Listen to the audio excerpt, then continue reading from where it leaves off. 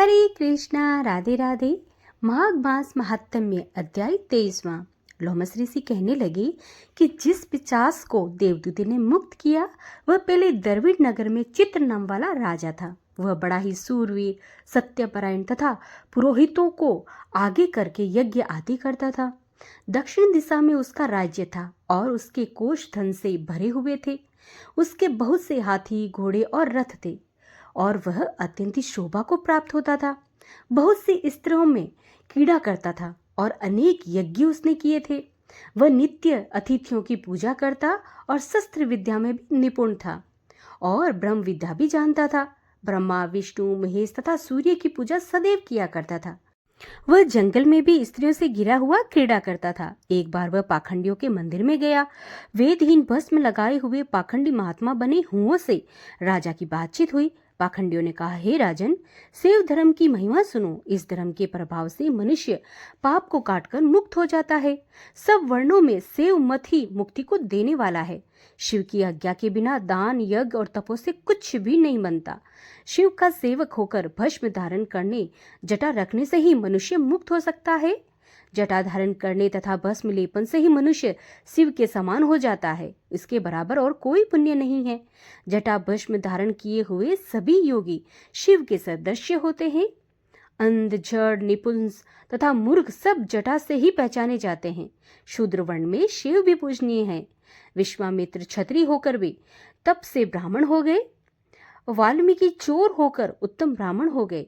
अतएव शिव पूजन में किसी प्रकार का विचार नहीं। तप से ही ब्रह्मत्व प्राप्त होता है, जन्म से नहीं। इस कारण शिव का दर्शन उत्तम है तथा शिव के सिवाय दूसरे देवता का पूजन न करे।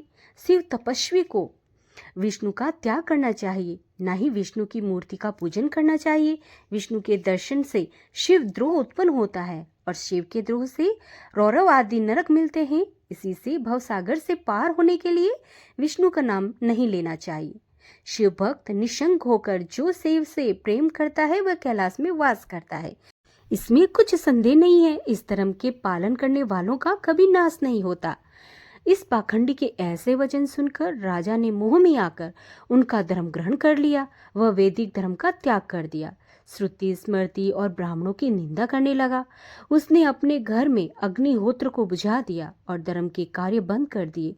विष्णु की निंदा और वैष्णवों से द्वेष करने लगा और बोला कि विष्णु कहाँ है, कहाँ देखा जाता है, वह कहाँ रहता है, किसने देखा है। और जो लोग नारायण का भजन करते थे उनको दुख देता। पाखंडियों का मत ग्रहण कर राजा वेद, वैदिक धर्म, व्रत, दान और दानियों को नहीं मानता था। अन्याय से दंड देता। वह भी कामी राजा सदा स्त्रियों के समूह में घिरा रहता था, क्रोध से भरा रहता था। गुरु पुरोहितों के वचनों को नहीं मानता। पाखंडियों पर विश्वास करता हुआ उनको गांव, हाथी, घोड़े, स्वर्ण आदि देता था। उसके सब कार्य करता। भस्म धारण करता, मस्तक पर जटा रखता था। जो कोई विष्णु का नाम लेता उसका वध का दंड दिया जाएगा, ऐसी ढूंढी पिटवा दी थी। उसके डर से ब्राह्मणों तथा वैष्णवों ने उस देश को छोड़ दिया और दूसरे देश में चले गए।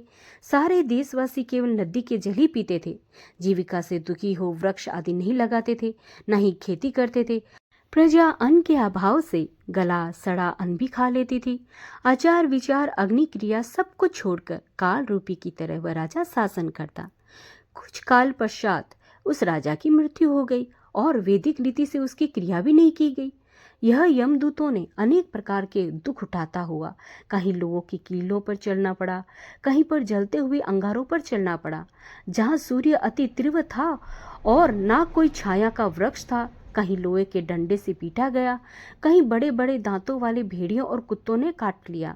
इस प्रकार दूसरे पापियों का हाहाकार सुनता हुआ राजा यमलोक में पहुंचा। तो भक्तों, यहाँ पर माघ मास महात्म्य अध्याय 23वें का समापन होता है। कल हम श्रवण करेंगे आगे की कथा जो कि 24वें अध्याय में है। हरे कृष्णा, राधे राधे। श्री कृष्ण गोविंदे हरे मुरारी, हे नाथ नारायण वासुदेवा। श्री कृष्ण गोविंदे हरे मुरारी, हे नाथे नारायण वासुदेवा कृष्णाय वासुदेवाय हरिये परमात्मने प्रणतक्लेशनाशाय गोविन्दाय नमो नमः।